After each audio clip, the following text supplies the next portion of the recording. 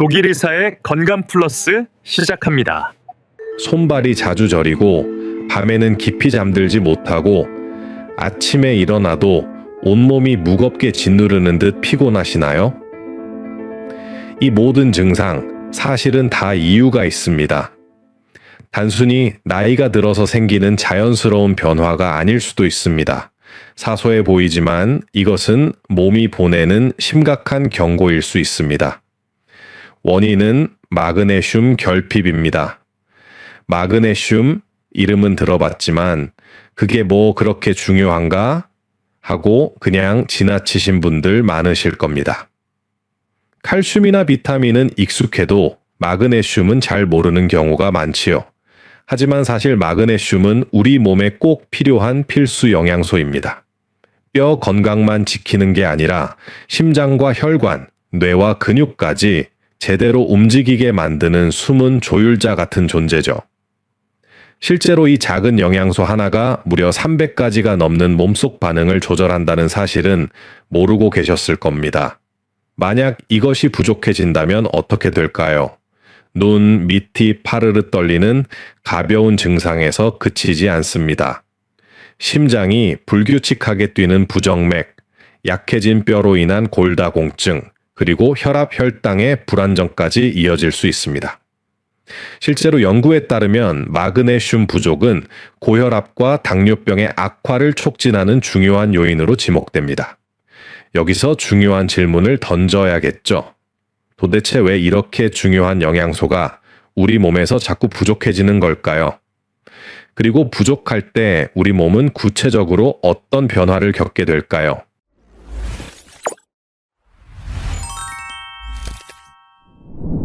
안녕하세요. 저는 독일에서 내과 전문의로 근무했고 현재는 하이델베르크 대학에서 학생들을 가르치고 있는 김성일입니다. 독일에서는 저를 프리드리히 켈러라고 부르죠. 독일은 심혈관 질환 연구와 예방의학에서 세계적인 권위를 가진 나라입니다. 저는 그곳에서의 임상 경험과 연구를 토대로 이제는 유튜브에서 한국의 시청자 여러분과 건강 이야기를 나누고자 합니다. 오늘은 여러분께 마그네슘이라는 몸속의 숨은 영웅에 대해 말씀드리겠습니다. 왜 부족해지는지, 부족하면 어떤 위험이 찾아오는지, 그리고 어떻게 하면 안전하고 효과적으로 보충할 수 있는지, 이 세 가지를 차근차근 풀어드리겠습니다. 자, 그럼 지금부터 함께 들어가 보실까요? 여러분, 아침에 일어나면 커피 한 잔 드시죠? 점심 먹고 나서도 또 커피 한 잔. 저녁에는 소주 한두 잔으로 하루를 마무리하는 분들도 많으실 거예요. 겉보기에는 아주 평범한 일상처럼 보이죠. 그런데 말입니다. 이 익숙한 습관 속에 보이지 않는 함정이 숨어 있어요. 이 두 가지가 몸속 마그네슘을 훔치는 범인이거든요. 마신 만큼 소변으로 흘러나가 버린다고 보시면 됩니다. 거기에 요즘 우리가 자주 먹는 음식들을 떠올려 보세요. 라면, 소시지, 어묵, 그리고 편하게 먹는 빵이나 과자들까지 맛은 있지만 이런 가공식품에는 마그네슘이 거의 들어있지 않아요. 제가 독일에서 진료할 때 늘 놀랐던 게 있습니다. 한국에서 오신 교민분들, 특히 60대 이상 어르신들을 검사해 보면 마그네슘 수치가 낮은 경우가 정말 많았거든요. 신기한 건 독일 어르신들도 크게 다르지 않았다는 겁니다. 결국 이건 어느 나라 사람들만의 문제가 아니라 현대인이라면 누구나 겪고 있는 공통된 결핍이라는 얘기죠. 문제는 정작 본인들은 잘 모르고 지낸다는 거예요. 대부분은 그냥 피곤해서 그렇다고 생각하시거든요. 하지만요, 바로 거기서부터 진짜 문제가 시작됩니다. 처음에는 단순히 눈 밑이 떨린다든지 종아리에 쥐가 나는 정도예요. 금세 괜찮아지니까 별거 아니겠지 하고 그냥 넘어가십니다. 그러다 보니 대수롭지 않게 여기는 거죠. 하지만 이런 증상들이 가끔씩이 아니라 점점 더 잦아지는 걸 느끼실 수 있어요. 밤마다 쥐가 나서 잠에서 깨고 깊이 못 자는 날이 늘어납니다. 아침에 일어나도 잔 것 같지가 않고 온몸이 예전보다 더 뻐근하고 무겁게 느껴지죠. 이런 상태가 몇 년씩 이어진다고 한번 생각해 보세요. 심장이 불규칙하게 뛰면서 부정맥이 오고, 혈압은 조금씩 올라가고, 뼈는 약해져 골다공증으로 이어지죠. 게다가 당뇨가 있으신 분들은 혈당 관리도 훨씬 더 힘들어집니다. 믿기 어려우시겠지만 이 모든 변화의 배경에 바로 마그네슘 부족이 숨어 있는 경우가 많습니다. 겉보기엔 사소한 증상 같지만 사실은 몸속에서 차근차근 쌓여 큰 병으로 이어지고 있었던 거죠. 더 무서운 건 이런 변화가 조용히 진행되기 때문에 알아차렸을 땐 이미 늦은 경우가 많다는 겁니다. 우리 몸을 서서히 무너뜨리는, 하지만 대부분의 사람들이 눈치채지 못하는 조용한 위험이거든요. 우리가 마그네슘을 어떻게 보충해야 하는지 말씀드리기 전에 먼저 이 영양소가 왜 그렇게 중요한지부터 아셔야 합니다. 이 부분을 이해해야 뒤에서 말씀드릴 섭취법도 제대로 도움이 되거든요. 여러분, 저울을 떠올려 보세요. 양쪽이 균형을 맞춰야 중심이 서듯이 우리 몸도 그렇습니다. 마그네슘은 혼자서 일하지 않아요. 항상 칼슘과 짝을 이루면서 균형을 잡아주는 역할을 합니다. 칼슘이 근육을 움직이게 해주면 마그네슘은 그 근육을 편안하게 풀어주면서 안정과 회복을 돕습니다. 칼슘이 혈관에 힘을 주면 마그네슘은 다시 부드럽게 풀어주죠. 칼슘이 신경을 깨우면 마그네슘은 가라앉혀 주어 마음을 진정시킵니다. 이렇게 서로 역할이 다르기 때문에 둘이 균형을 맞춰야 우리 몸이 편안하게 유지되는 겁니다. 문제는 마그네슘이 부족해지면 회복과 안정이 잘 안 된다는 거예요. 이렇게 서로 밀고 당기면서 균형을 맞춰줘야 우리 몸이 편안해지는 거예요.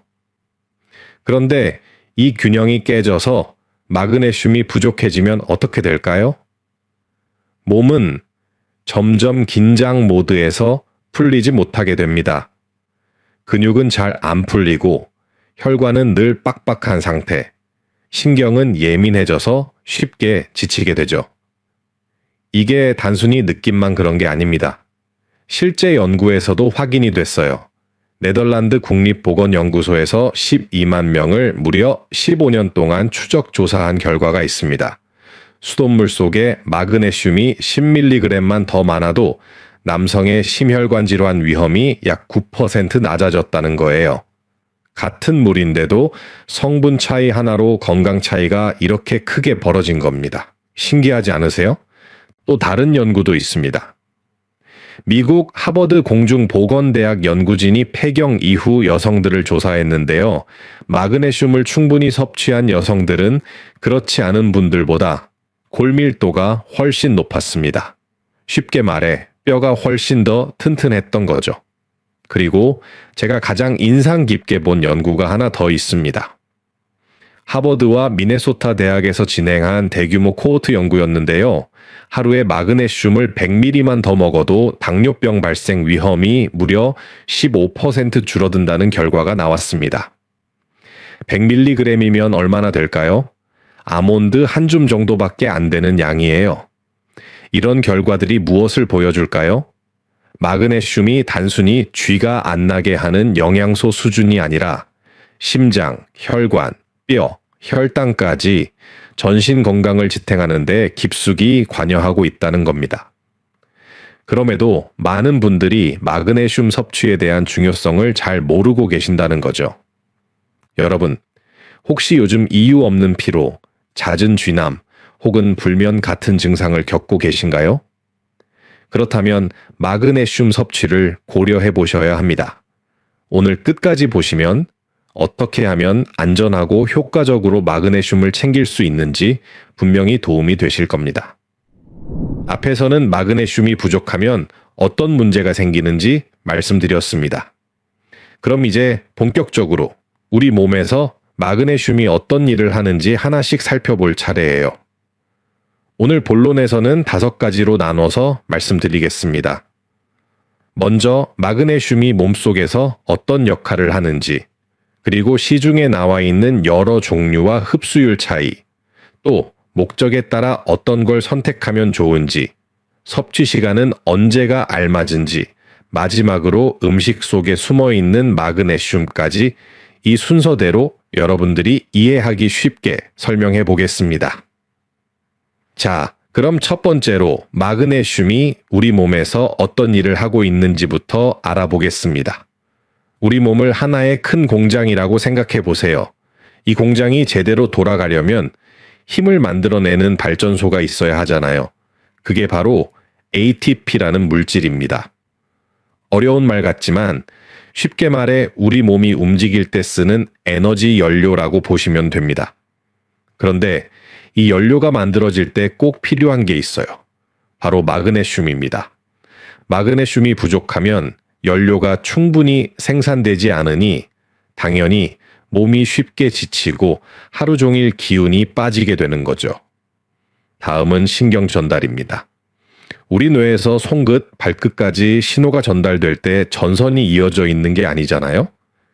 신경과 신경 사이에서 화학물질이 건너뛰면서 신호가 오가는데 이 과정에도 마그네슘이 필요합니다. 그래서 부족하면 신경이 예민해지고 불안하거나 우울한 기분이 생기기도 해요. 근육도 마찬가지입니다. 앞서 말씀드린 것처럼 칼슘이 근육을 조여주면 마그네슘이 그걸 다시 풀어줍니다. 그래야 근육이 긴장과 이완을 반복할 수 있는 거죠. 그런데 마그네슘이 부족하면 근육이 풀리지 못하고 계속 긴장 상태로 남습니다. 밤에 종아리에 쥐가 잘 나는 이유가 바로 이 때문이에요. 혈압 조절도 빼놓을 수 없습니다. 마그네슘은 혈관 벽을 부드럽게 해주거든요. 혈관이 부드럽게 이완돼야 혈압이 자연스럽게 내려갑니다.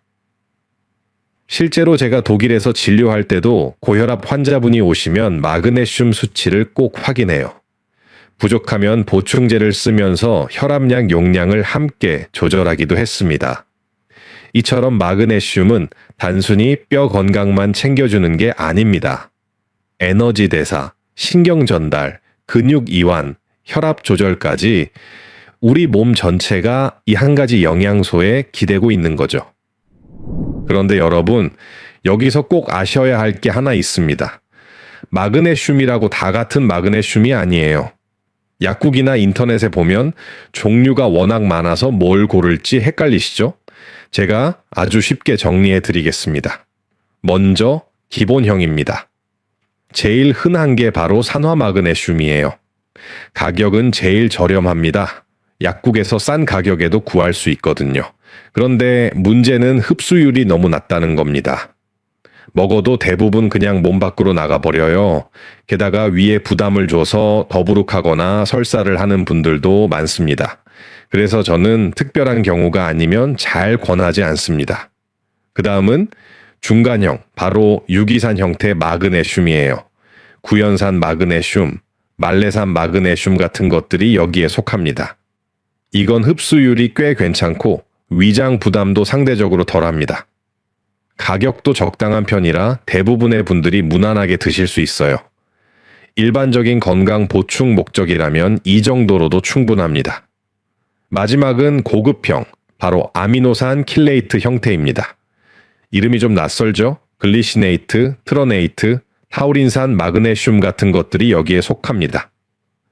이 형태는 흡수율이 가장 좋고 특정한 목적에 맞게 활용할 수 있습니다. 예를 들어 트러네이트 마그네슘은 뇌혈관 장벽을 통과할 수 있어요. 그래서 기억력이나 인지 기능 개선을 목표로 연구가 많이 되고 있습니다. 타우린산 마그네슘은 심장과 혈관에 도움을 줄 수 있고요. 글리시네이트 마그네슘은 신경을 안정시켜 주기 때문에 숙면에 유리합니다. 독일에서는 실제로 의사들이 환자 상태에 따라 이런 걸 달리 처방합니다. 잠을 못 주무시는 분께는 글리시네이트, 심장이나 혈관 질환이 있는 분께는 타우린산, 이런 식으로 맞춤형으로 쓰는 거죠. 물론 가격은 기본형보다 비쌉니다. 그래서 약국이나 인터넷에서 마그네슘 영양제를 고르실 때 꼭 어떤 형태의 마그네슘인지를 확인해 보셔야 합니다. 같은 마그네슘이라도 흡수율과 효과는 전혀 다르거든요. 자, 그럼 이제 가장 중요한 질문이죠. 나한테는 어떤 마그네슘이 맞는 건지 궁금하시겠죠? 제가 병원 약사님들께 물어보고 확인한 내용을 알려드리겠습니다. 첫 번째, 근육 경련이나 통증 때문에 힘드신 분들. 밤에 자다가 종아리에 쥐가 잘 난다거나 운동 후에 근육이 뻐근한 분들 많으시죠? 이런 경우에는 사실 대부분의 마그네슘이 도움이 됩니다. 그 중에서도 저는 구연산 마그네슘이나 글리시네이트를 권해요. 흡수도 잘 되고 위에 부담도 적거든요. 두 번째, 수면이 문제이신 분들.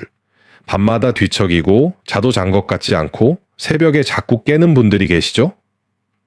이럴 땐 글리시네이트나 트로네이트가 좋습니다. 특히 트로네이트는 뇌혈관 장벽을 통과해서 뇌까지 도달하기 때문에 신경을 안정시켜 숙면에 도움을 줄 수 있어요.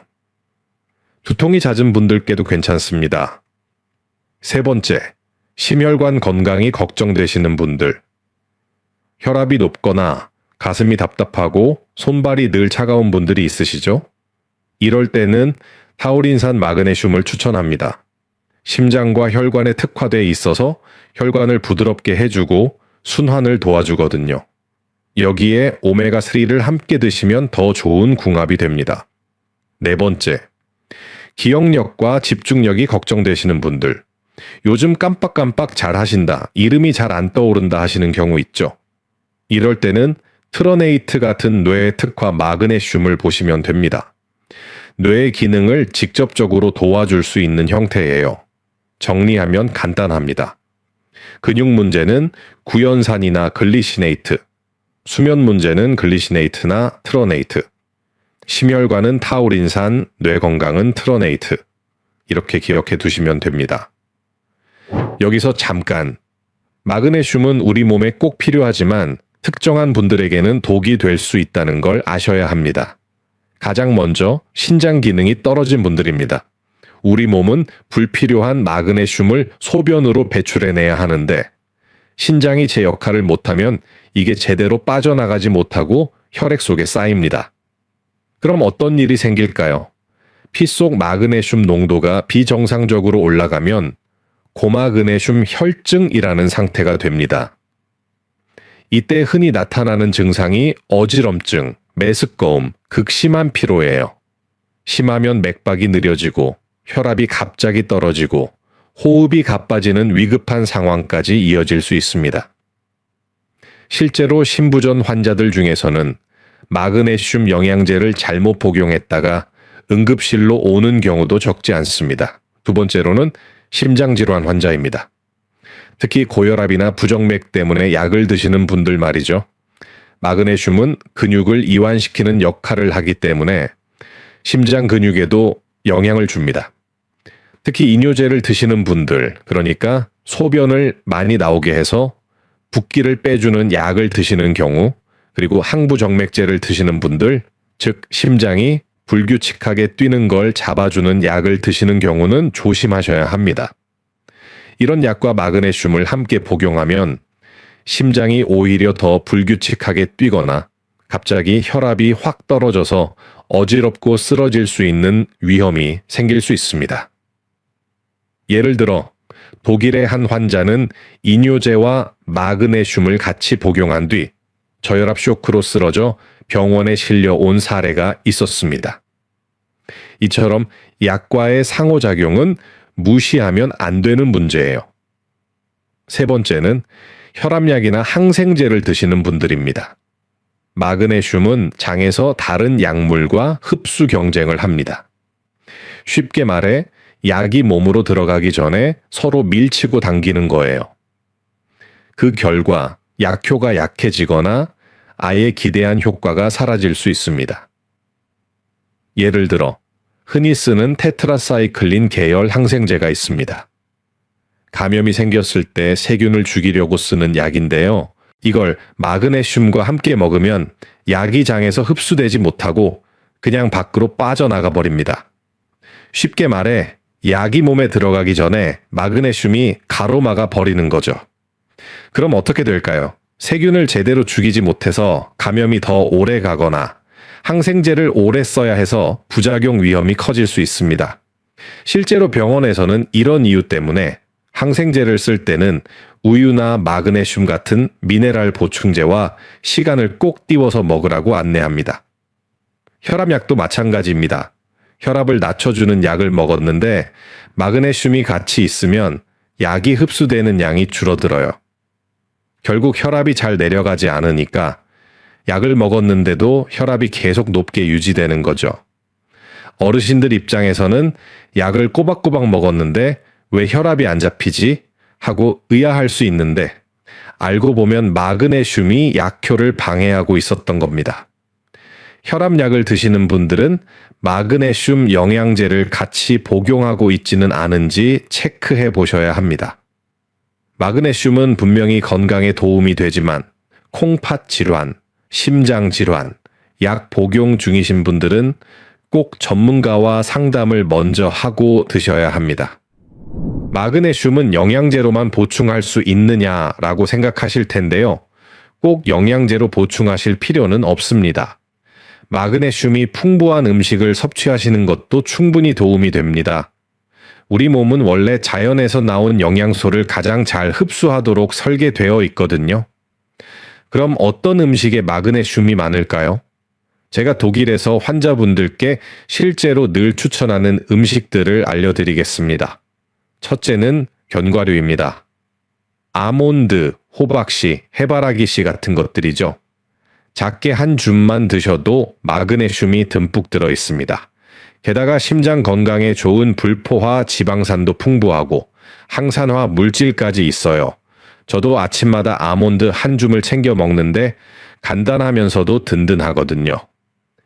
둘째는 통곡물입니다.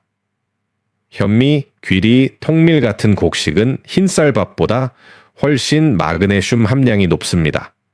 게다가 섬유질도 풍부해서 변비 예방에도 좋고 혈당이 천천히 올라가니까 당뇨 예방에도 도움이 되죠. 밥 지으실 때 흰쌀에 현미나 귀리를 조금만 섞어도 건강이 달라집니다. 셋째는 녹색 채소입니다. 시금치, 케일, 브로콜리 같은 진한 초록빛 채소에는 마그네슘이 정말 풍부합니다. 뿐만 아니라 철분, 칼륨, 비타민도 함께 들어있어 골고루 영양을 챙길 수 있죠. 넷째는 콩류입니다. 검은콩, 완두콩, 두부, 두유 같은 음식이 대표적입니다. 단백질도 공급해주면서 마그네슘까지 챙길 수 있으니 일석이조죠. 저는 아침에 두유 한 잔을 꼭 마시는데 하루를 시작할 때 속이 든든합니다. 다섯째는 아보카도입니다. 한국에선 조금 생소할 수 있지만 이건 대표적인 슈퍼푸드예요. 부드럽고 고소한 과육 속에 마그네슘은 물론 심장에 좋은 칼륨, 뇌 건강에 필요한 엽산까지 들어 있습니다. 샐러드로 드시거나 빵 위에 올려서 드시면 참 좋습니다. 보충제부터 찾기 전에 이런 음식들로 마그네슘을 충분히 채워보세요. 음식으로 섭취하는 게 훨씬 자연스럽고 안전합니다. 그래도 부족하다면 그때 보충제로 보충하는 게 올바른 순서입니다. 자, 이제 오늘 이야기의 마지막 부분이 남았습니다.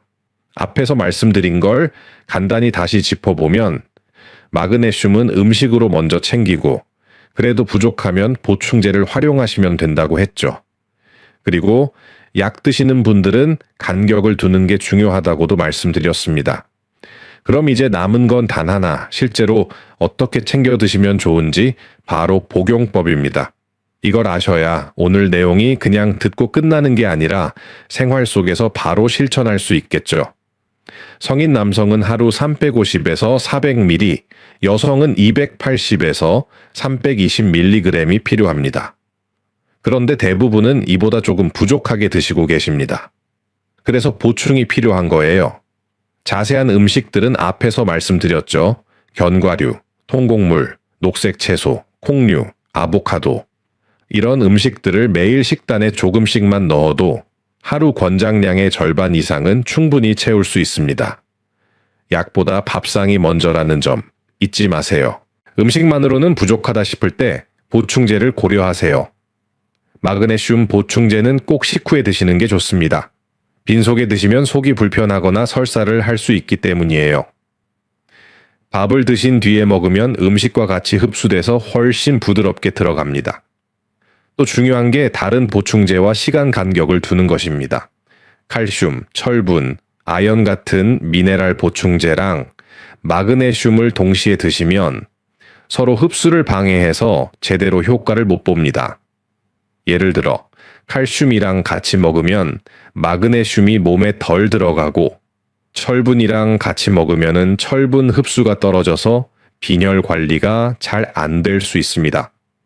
그리고 약을 드시는 분들은 특히 더 조심하셔야 합니다.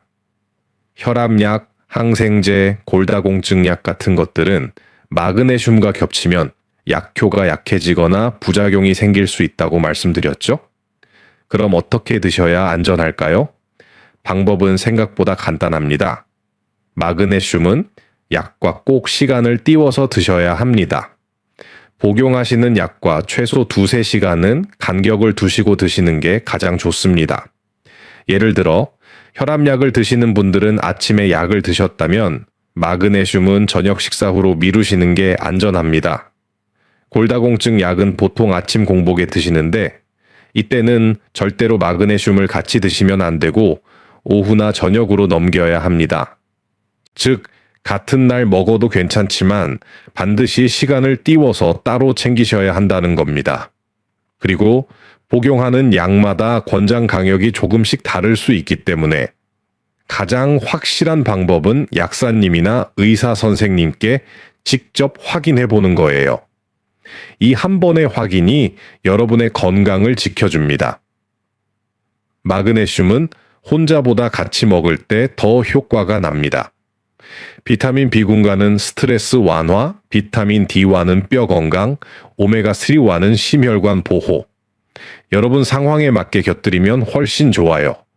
혹시 설사가 나신다면 앞서 말씀드린 것처럼 산화 마그네슘은 피하시고 다른 형태로 바꿔보세요. 그리고 복용량은 조금씩 나눠 드시면 훨씬 편합니다. 마지막이자 가장 중요한 건 꾸준함입니다. 일주일 드시고 효과 없다 하면서 포기하지 마세요. 최소 한 달은 꾸준히 드셔야 몸이 변화를 느낍니다. 눈 떨림이 줄거나 다리의 쥐가 덜 나거나 잠이 깊어지는 작은 변화가 보이면 잘 가고 있는 겁니다. 독일에는 이런 말이 있습니다. 건강은 선물이 아니라 습관이다. 마그네슘도 마찬가지예요. 매일의 작은 습관이 쌓여서 여러분 건강을 지켜줍니다. 자, 여러분. 오늘 긴 이야기 잘 들어주셔서 감사합니다. 결국 핵심은 간단합니다. 마그네슘, 부족하면 몸이 금세 삐걱거리지만 채워주면 다시 부드럽게 돌아간다는 거죠. 마치 자동차 엔진 오일과 똑같습니다. 다만 모두에게 똑같이 좋은 건 아닙니다. 신장이나 심장에 문제가 있거나 혈압이 낮으신 분들은 꼭 전문가와 상의한 뒤에 드셔야 합니다. 안전이 최우선이니까요. 여러분은 어떠신가요? 마그네슘을 챙겨 드시고 나서 어떤 변화가 있었는지 댓글로 경험을 나눠주세요. 그 이야기가 다른 분들에게도 큰 도움이 될 겁니다. 이 영상이 도움이 되셨다면 구독과 좋아요 부탁드리고 가족과 친구들에게도 공유해 주세요. 작은 정보 하나가 누군가의 건강을 지켜줄 수 있습니다. 오늘도 함께 해주셔서 고맙습니다. 다음 시간에 또 만나요. 건강하세요. 지금까지 독일에서 독일 의사 김성일이었습니다. 감사합니다.